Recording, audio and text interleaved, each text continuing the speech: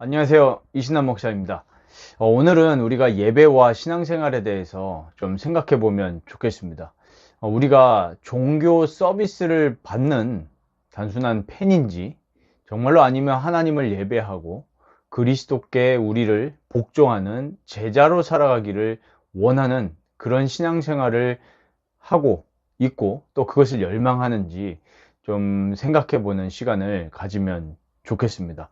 상당히 좀 무거운 주제이기도 하고, 우리에게 조금 거리끼는 주제가 될 수도 있고, 또 우리를 불편하게 만드는 주제일 수는 있습니다만은, 우리가 하나님 앞에서 이것을 한 번은 생각을 해봐야 될 주제인 것 같습니다. 오늘 조금 타이틀이 조금 자극적일 수는 있는데, 좀 실제로 우리가 이 시대에 많이 좀 생각하고 심사숙고해야 될 부분이 아닌가, 그렇게 생각을 합니다. 우리가 제자라고 했을 때 결국에는 그리스도의 말씀을 따라가고 그 말씀에 복종하겠다는 뜻 아닙니까?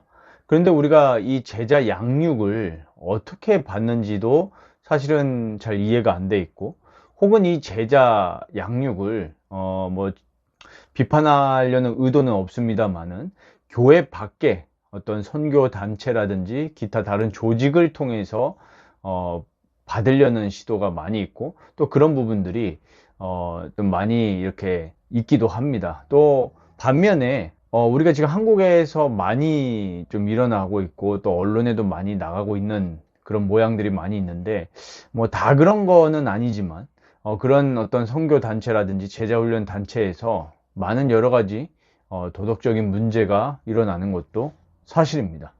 결국에 우리 주님께서는 교회를 세우셨지 어느 단체를 세우신 게 아닙니다. 그러니까 우리가 교회라고 했을 때 결국에 하나님이 우리에게 주신, 그러니까 하나님 우리에게 찾아오신 그 방법과 모습대로 예배하고 또 공동체를 이루고 그리스도의 제자로서 훈련되고 살아가야 되는 모습이잖아요. 그런데 우리가 어떤 인간적인 그런 결핍들, 우리가 스스로 생각하기에 느끼는 그런 부족함과 결핍들을 우리 인간의 어떤 한계 있는 지혜와 지성으로 그것을 보완하려고 막 생각을 하는 것 같아요. 그러다 보니까 교회는 좀 이런 부분들이 부족하다.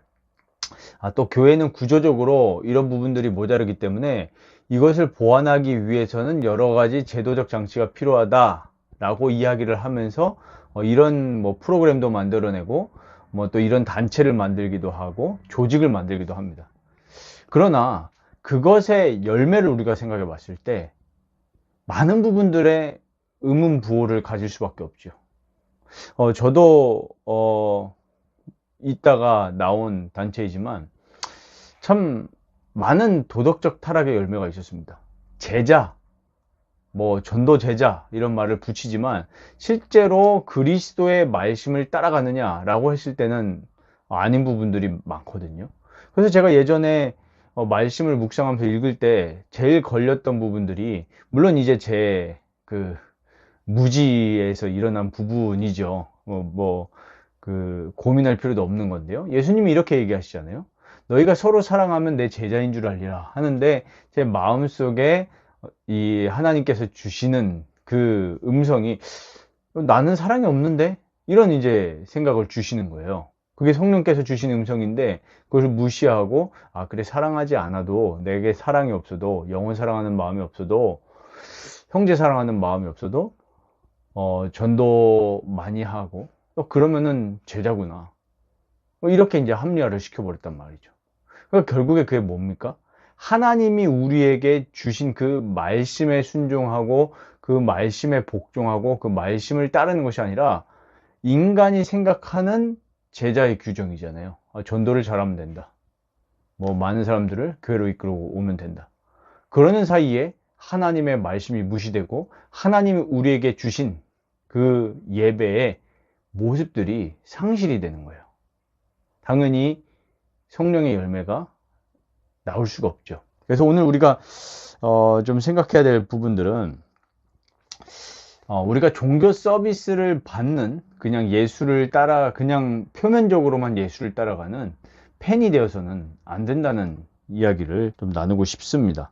우리가 예배라고 했을 때 예배는 지극히 하나님 중심적이어야 됩니다. 그리고 하나님이 주신 방법대로 예배해야 됩니다. 제가 요즘 이제 에스라 설교를 하고 있는데 이제 한 주 남았거든요.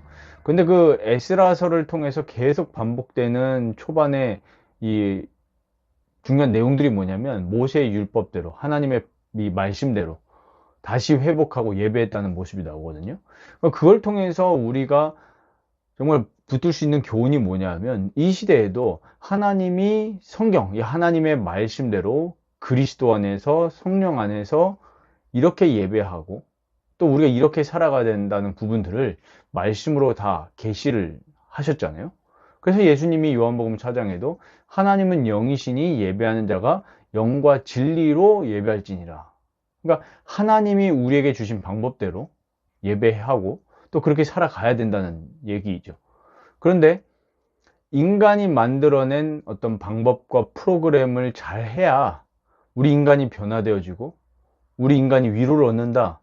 이렇게 생각하는 지금 흐름이 교회 안에 너무 팽배한 것 같습니다.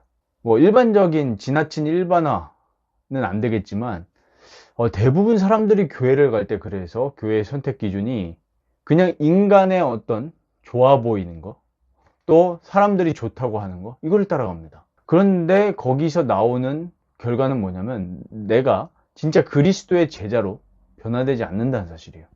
진짜 그리스도의 제자로 우리가 변화되어지고 그렇게 살아가려고 하면 정말로 완전히 말씀과 성령에 붙들려야 됩니다.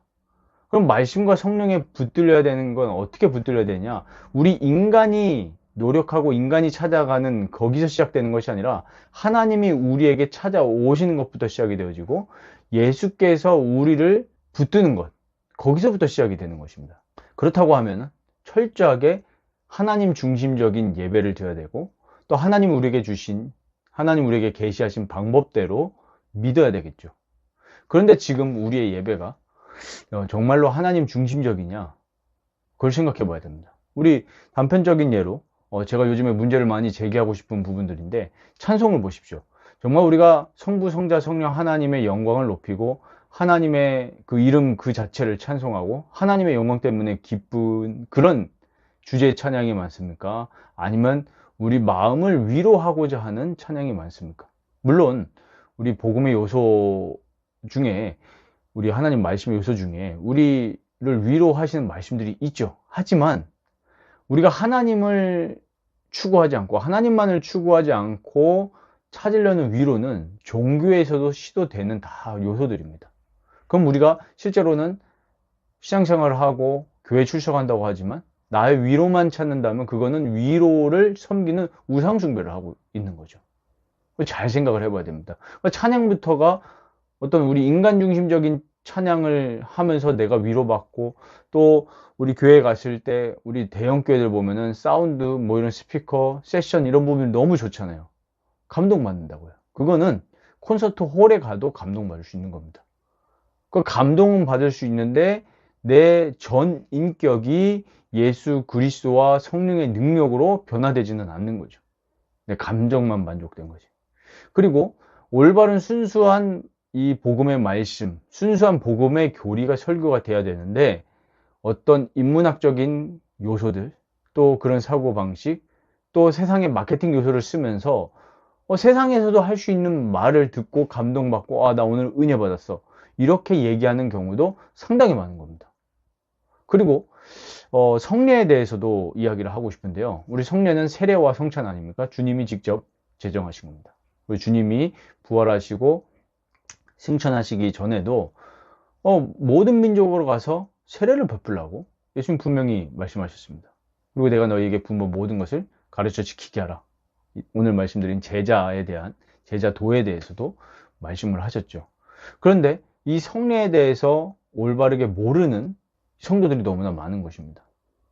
세례도 그냥 예수 믿고 그냥 입으로 나 예수님 믿어요 이러면 주는 경우도 너무나 많고요. 제일 안타까운 거 우리 유아 세례 받은 친구들이 이 중학교 정도 되면은 입교하지 않습니까? 그런데 대부분 입교 이렇게 행할 때 보면은 이 아이들이 진짜 인격적으로 예수님을 만났고 거듭나지 않은 그런 상태임에도 불구하고 그냥 입교를 주는 경우들이 너무나 많습니다. 그리고 우리 성찬도 보십시오. 성찬 거의 1년에 2번 하죠. 꼭 횟수가 중요한 것은 아니지만 그 1년에 겨우 2번 하는데도 불구하고 어떻게 합니까? 그냥 형식적으로, 의식적으로 이렇게 합니다. 근데 이 성찬이라는 것이 주님이 직접 제정하셨고, 사실은 우리가 예배 때마다 하면 너무나 좋겠지만 뭐 저희도 한 달에 한 번밖에 안 하는데 매주 하면 사실 더 좋겠죠. 우리가 성찬을 통해서 정말 그리스도와 성령으로 연합되어지고 그리스도를 바라보고 우리의 죄를 회개하고 성령으로 말미암아 그리스도와 연합되는 그 방향으로 가서 거룩의 길로 가는 아주 중요한 보이는 말씀인데도 불구하고 이 성찬에 대해서 생각하지를 않는 것입니다. 성찬이 없는 교회는 사실 교회가 아닌 거죠. 우리가 그리스도의 몸과 피를 통해서 우리가 죄사함을 받았고 하나님의 진노로부터 구원함을 받았습니다. 그 그리스도를 통해서 우리가 하나님께서 우리를 지으신 원래 이 사람의 그 원형을 회복하는 그 중요한 내용을 그리스도를 통해서 주셨는데 그 그리스도를 기념하고 그리스도와 연합하는 성찬을 도외시한다면 그것이 정말 건강한 교회일지 우리가 생각을 해봐야 되겠습니다. 그리고 이 성찬이 신방과 이 긴밀하게 연결되어 있거든요. 성찬을 우리가 같이 참여할 때, 공동체가 참여할 때 항상 이렇게 이제 이야기를 합니다. 하나님 말씀에도 나와 있지만 이 성찬을 헛되이 그냥 진짜 거룩에 대한 부분 또 이 전혀 그리스도에 대한 의식 없이 그냥 대충 살다가 이렇게 참여하는 것을 보고 너희 몸에 죄를 짓는 것이라고 그렇게 말씀하고 있습니다. 성찬은 그냥 참여할 것이 아니라 정말 이 성찬에 참여하기 전까지 이 기도와 말씀으로 준비하고 정말 주님과 교제하면서 이렇게 참여를 해야 되는 부분인데 당연히 그러니까 하나님이 세우신 이 목회자의 그 신방과 또 케어 속에서 이 성찬이 진행이 되어집니다. 그래서 우리 권징에도 보면은 수찬금지라고 되어 있죠.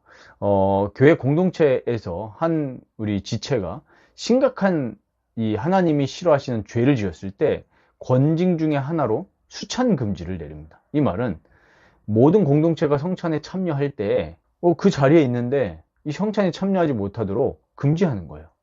그러면 우리가 이런 생각이 들 수 있죠. 얼마나 창피할까? 얼마나 부끄러울까? 근데 그 시간에 회개하고 참여하면서 다시 그 성찬에 참여할 때까지 이 그리스도 안에서 하나님을 바라보면서 다시 거룩을 회복하고 또 죄를 회개하는 그런 시간을 가지라는 거죠.